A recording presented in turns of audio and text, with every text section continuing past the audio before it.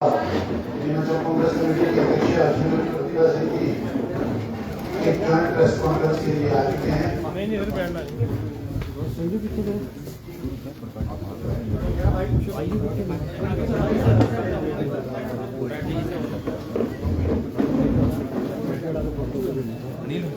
आप सभी पत्रकार बंधु अपना स्थान ग्रहण कर लें और जो हमारे पार्टी के वरिष्ठ नेता करते वो भी अपना स्थान ले लें।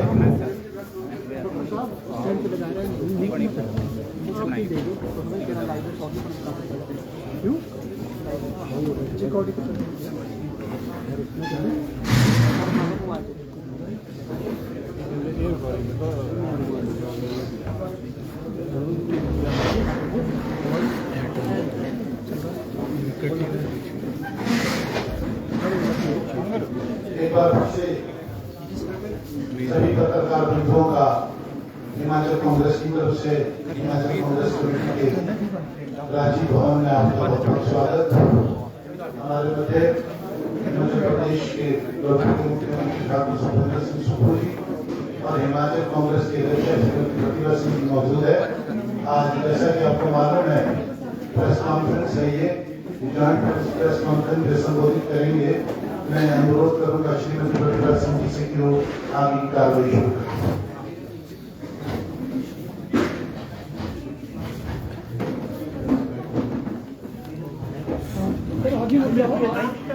आराम से रखो, कोई बात नहीं, आराम से रखो,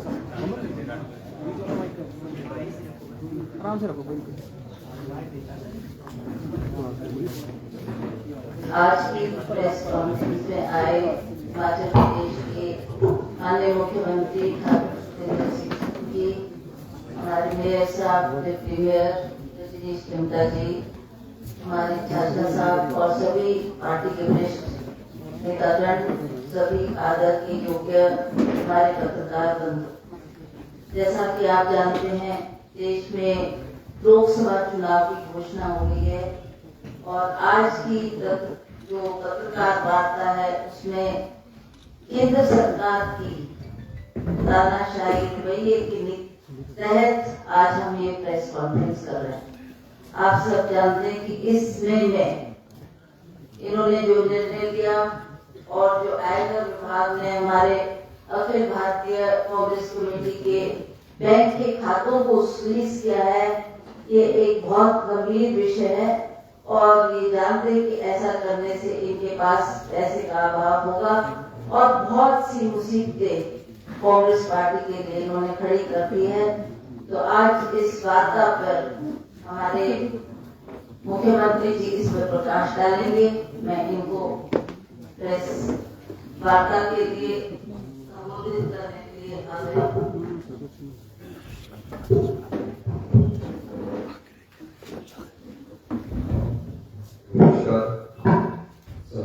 हमारी प्रदेश कांग्रेस कमेटी की अध्यक्षा माननीय श्री प्रतिभा सिंह जी, रजनीश जी, सभी मेयर शिमला के इंस्पेक्टर चौहान जी, सभी पत्रकार बंधु, आप जानते हैं कि जैसे जैसे लोकसभा के चुनाव आते हैं तो हर प्रकार के हथकंडे भारतीय जनता पार्टी की सरकार उठाती।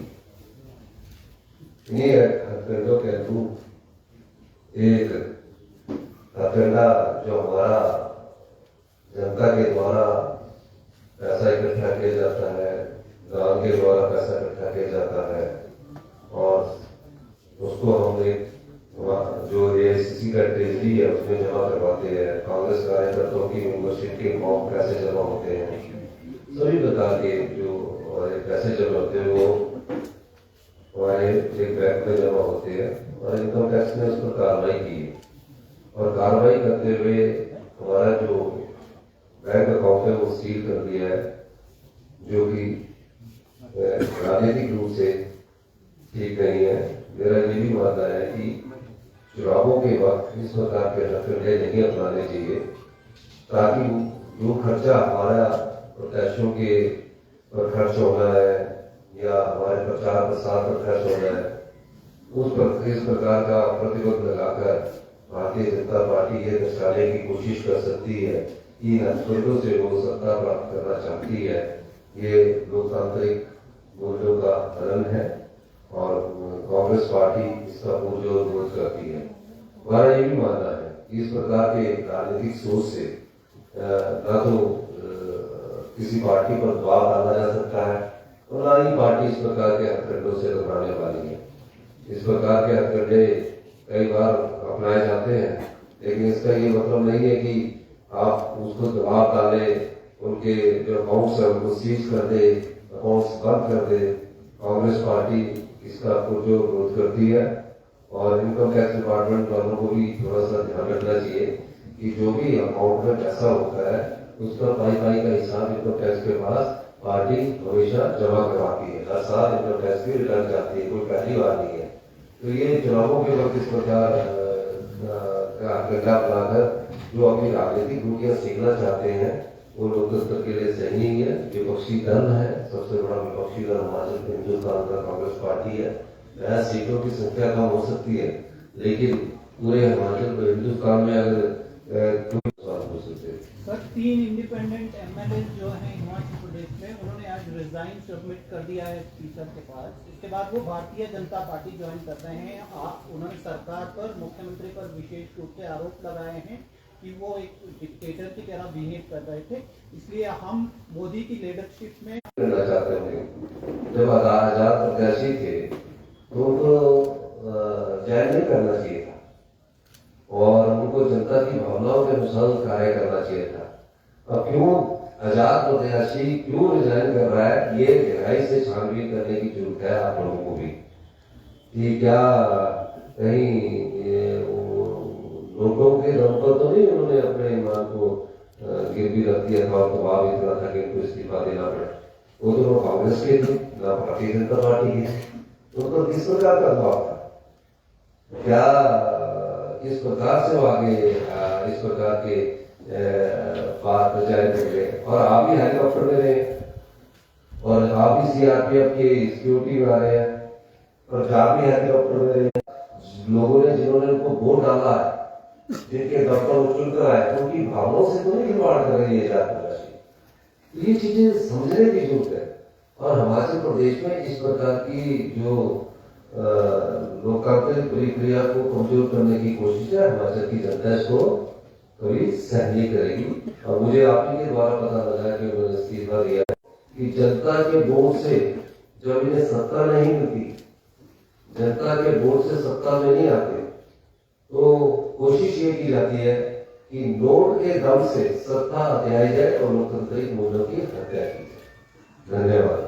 सर, लोकसभा चुनावों में जिस तरह से हत्या हो रही है लोकसभा इसके संविधान की, तो किस तरह देखते हैं आप? देखिए, लोकसभा चुनावों में मुद्दे राज्यों के अलग होंगे, लेकिन हिमाचल प्रदेश में जिस प्रकार का घटनाक्रम हुआ 75 साल के इतिहास में इस प्रकार का नहीं हुआ। जनता सब जानती है, हिमाचल की जनता बड़ी जागरूक है, इसलिए वो 5 साल के बाद दूसरी बार चुनकर मिलती है। तो इसलिए आप अभी धीरे धीरे जहां भी मैं गया हिमाचल प्रदेश में, तो मुझे ये लगा कि जनता का मन है और जनता ये मानती है कि चुनी हुई सरकार को गिराना लोकतंत्र के हित में नहीं। मैडम, आप प्रदेश के कांग्रेस पार्टी के अध्यक्ष हैं और आप बार बार ये स्टेटमेंट देते हैं कि मुख्यमंत्री काम नहीं कर रहे हैं या कार्यकर्ताओं का मनोबल गिर रहा है। तो आपकी स्टेटमेंट से अभी आप चुनाव में जा रहे हैं, तो ऐसा नहीं लगता कि जो कार्यकर्ता है वो और ज्यादा डिमोरलाइज हो जाएगा? इसी के साथ में एक प्रश्न और जोड़ने चाहता हूँ। नहीं, पहले आपके उस प्रश्न का जवाब देने के लिए आप मेरे मुंह में शब्द डाल रहे हैं। कभी भी ये नहीं कहा कि मुख्यमंत्री काम नहीं कर। Please take back your words. I never speak like that. I never speak against the chief minister और the government. That is my personal decision that I have to take. मेरा आपसे प्रश्न है, ये क्यों आप बोल रहे हैं कि आपने मुख्यमंत्री पर सब गलत काम नहीं करे? मैंने नहीं पूछा, ये इन्होंने पूछा। जिसने भी पूछा ये गलत प्रश्न है। मैं एक बात कहना चाहूंगा, ये प्रेस कॉन्फ्रेंस हमारी जो है तो स्पेसिफिक है और आप सब लोगों को कोई सवाल कोई लोकतंत्र से संबंधित पूछना चाहते हैं, अच्छी बात है। नहीं तो आप लोगों को मैं